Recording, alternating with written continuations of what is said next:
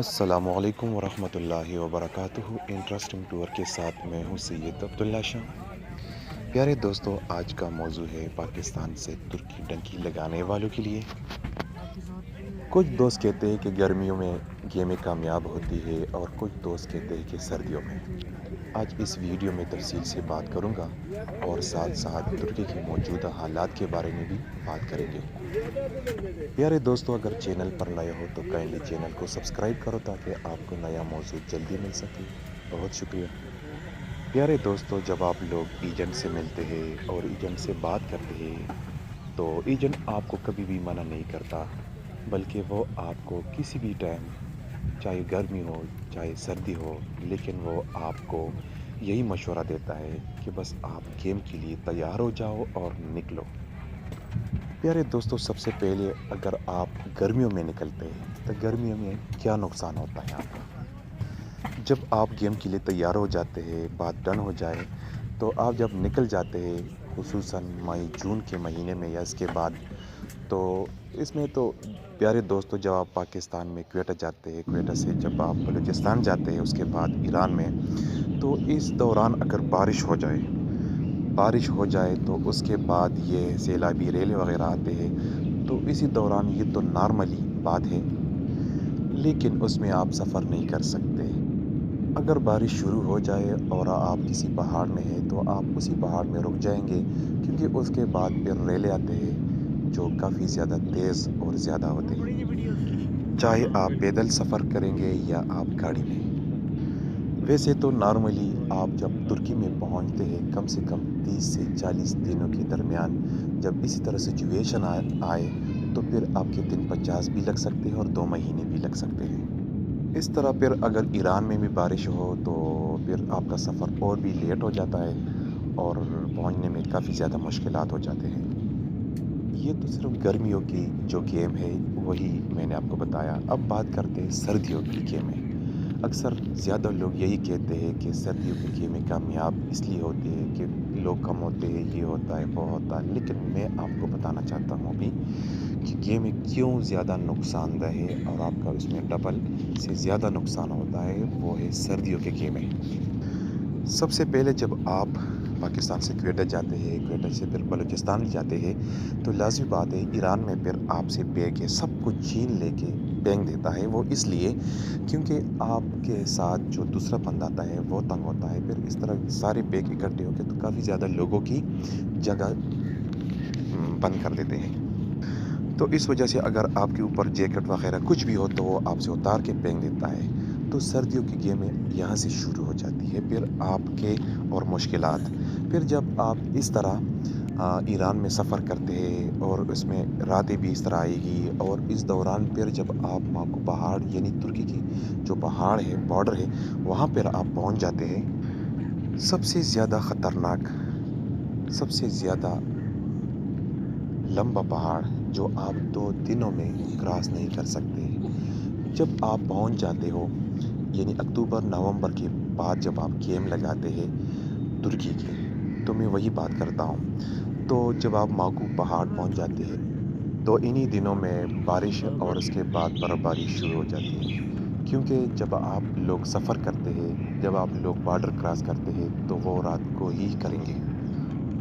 ماکو پہاڑ ایک خطرناک پہاڑ ہے، اگر بارشوں نے، طوفانوں نے آپ کو گھیر لیا یا برف باری نے آپ کو گھیر لیا تو کوئی بھی بندہ بچ نہیں سکتا، کیونکہ ماکو پہاڑ ایک خطرناک بہت اونچی پہاڑ ہے، کیونکہ ایک تو وہ سارا پہاڑ جتنے بھی پتھر اس میں ہیں وہ ساری نوکدار ہوتے ہیں، آپ کو پتہ نہیں چلتا کہ کون سی جگہ پاؤں رکھنے کی ہے اور کون سی جگہ پاؤں رکھنے کی نہیں ہے۔ اور سب سے جو بڑی بات ہے وہ یہ ہے کہ کیونکہ جب آپ ماکو پہاڑ پر چلتے ہیں تو لازمی بات ہے، کیونکہ کافی زیادہ ایک دوسرے کے ساتھ مسافر اپنے ہاتھ ایک دوسرے کے ساتھ باندھے ہوتے ہیں، تو خدا نخواستہ اگر ایک بندے کا بھی پاؤں پھسل گیا تو سارے اس کے پیچھے چلے جاتے ہیں۔ اور یہ وہ لوگ جانتے ہیں جو پاکستان سے ترکی اور ترکی میں ذلیل خوار ہو کے اور پھر جب یہ ترکی پہنچ جاتے ہیں تو اس کے منہ سے پھر سب لوگ جانتے ہیں کہ ہاں یہ بات واقعی سچ ہے، لیکن یہ نیوز میں یا اس طرح سوشل میڈیا میں یہ بات نہیں آتی۔ اس لیے اس بات کو آپ کو علم نہیں ہے کہ یہ راستے کتنے خطرناک ہیں، وہ بھی سردیوں کے مہینوں میں۔ اس دوران بچے بھی ہوں گے، بوڑھے بھی ہوں گے اور جوان بھی ہوتے ہیں۔ پیارے دوستو، یہاں تک کہ فیملی بھی ہوتی ہے، لیکن جو فیملی وغیرہ میں جو لیڈیز ہوتی ہے تو ان کی الگ ہوتی ہے گیمیں، اور جو میل حضرات وغیرہ ہے تو ان کی گیمیں الگ ہوتی ہیں، ٹھیک ہے۔ لیکن پیارے دوستو، ایک اور بات، کیونکہ جو جن کے پاس فیملی ہوتی ہے، جب وہ اس پار اگر کامیابی ہو جاتی ہے یا زخمی حالت میں یا خدا نخواستہ موت ان کی راستے میں ہو جاتی ہے، تو ایک دوسرے کو پتہ نہیں چلتا کہ میری جو فیملی ہے کیا وہ سلامت ہوگی کہ نہیں، اور فیملی کو بھی پتہ نہیں ہوتا کہ وہاں پر میرا جو بھائی ہسبینڈ ہے تو کیا وہ سلامت ہے یا نہیں۔ تو بہت زیادہ واقعات اسی طرح آئے ہیں، لیکن جتنی بھی زیادہ واقعات ہیں وہ صرف سردیوں کے مہینے میں۔ سردیوں میں بارڈر سیل ہوتے ہیں، دوسری طرف برف پڑے ہوتے ہیں، کیونکہ ترکی کے پہاڑوں میں زیادہ بارش کی وجہ سے برف باری بھی جلدی شروع ہو جاتی ہے۔ تو اسی دوران پھر نہ آپ نیچے جا سکتے ہیں اور نہ پہاڑوں کے اوپر جا سکتے ہیں۔ تو اس وجہ سے زیادہ واقعات جو ہوتے ہیں وہ سردیوں کے مہینے میں ہوتے ہیں، وہ بھی تقریباً اکتوبر سے لے کر اپریل تک۔ انہی 6 مہینوں میں کافی زیادہ نقصانات ہوتے ہیں، کافی زیادہ فیملی اجڑ جاتے ہیں، بچے، بوڑھے، جوان۔ اور اگر پھر اسی دوران کوئی بچ بھی گیا اور وہ ترکی پہنچ بھی گیا، تو ترکی میں وہ علاج تب تک نہیں کرا سکتے جب تک اس کے لیے کوئی پاسپورٹ وغیرہ جمع نہ کرائے ہاسپٹل میں، کیونکہ پاسپورٹ کے بغیر وہ علاج نہیں کر سکتا۔ جب کوئی بندہ اس کے لیے پاسپورٹ جمع کرائے تو اس کا علاج تو شروع ہو جائے گا، لیکن وہ پیمنٹ ضرور کرے گا۔ اور ترکی کا جو میڈیسن ہے وہ کافی زیادہ مہنگا بھی آپ کو دیتے ہیں، کیونکہ نہ آپ کے پاس کچھ بھی نہیں ہوتا تو وہ ویسے بھی پاسپورٹ والوں کو میڈیسن زیادہ قیمت پر دیتے ہیں۔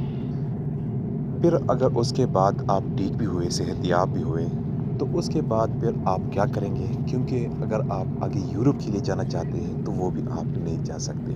اگر آپ ترکی میں روکنا چاہتے ہیں تو آپ پھر بھی نہیں روک سکتے، کیونکہ یہاں پر تقریباً 80-90% جو کمپنیاں ہیں وہ بند ہو جاتی ہے، کیونکہ اس برف باری کی وجہ سے۔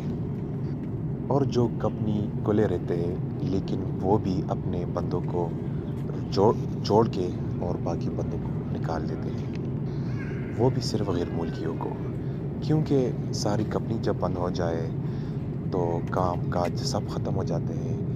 یہاں پر صرف 6 مہینوں کے لیے کھلتے ہیں کمپنی اور اس کے بعد بند ہوتے ہیں۔ یہ کمپنی پھر دوبارہ اپریل کے بعد کھلتے ہیں۔ تو پیارے دوستو، اب بات کرتے ہیں ترکی کی موجودہ حالات کے بارے میں۔ کافی زیادہ میسج آپ لوگوں کے آئے تھے۔ پیارے دوستو، ترکی میں جب سیزن ہوتا ہے تو کافی زیادہ لوگ سیر تفریح کے لیے آتے ہیں۔ اس میں تو اتنا پتہ نہیں چلتا، لیکن سختی تو اس ٹائم بھی ہوتی ہے، لیکن جب سیزن آف ہو جاتا ہے یعنی انہی دنوں میں، پھر یہ لوگ سختی شروع کر دیتے ہیں اور جو پکڑتے ہیں اس کو ڈیپورٹ کر دیتے ہیں۔ ترکی کی حالات کے بارے میں کچھ نہیں کہہ سکتے، کیونکہ ترکی کی حالات ویسی بھی بہت زیادہ خراب ہیں۔ تو پہلے جس طرح یہ لوگ ریلیف دیتے تھے غیر ملکیوں کو، تو آج بالکل اسی طرح ریلیف نہیں دیتے۔ جو پکڑتے ہیں بس جیل میں ڈالتے ہیں تو اور اس کے بعد پھر ڈیپورٹ کر دیتے ہیں۔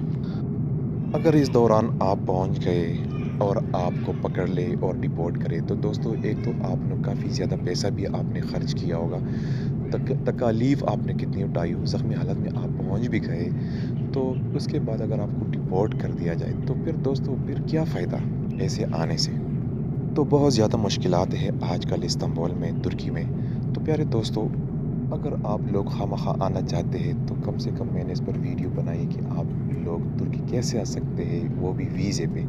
تو وہ آپ جا کے دیکھ سکتے ہیں، بآسانی آپ کا ویزا بھی لگ جائے گا اور آسانی کے ساتھ آپ ترکی پہنچ جاؤ گے۔ تو یہ تھی آج کی ویڈیو، گرمیوں کے اپنی تکالیف اور نقصان اور سردیوں کے اپنے تکالیف اور نقصان۔ یہ ویڈیو ان سب دوستوں کے ساتھ شیئر کرو جو ترکی آنا چاہتے ہیں، وہ بھی ڈنکی لگا کے۔ ویڈیو بنانے کا مقصد صرف یہ ہے کہ آپ لوگ جانیں انہی مشکل راستوں کے بارے میں۔ مزید پیش ہوں گے ایک نئے ویڈیو، ایک نئے موضوع کے ساتھ۔ ہمیں اپنی دعاؤں میں یاد رکھیے۔ بہت شکریہ۔ خدا حافظ۔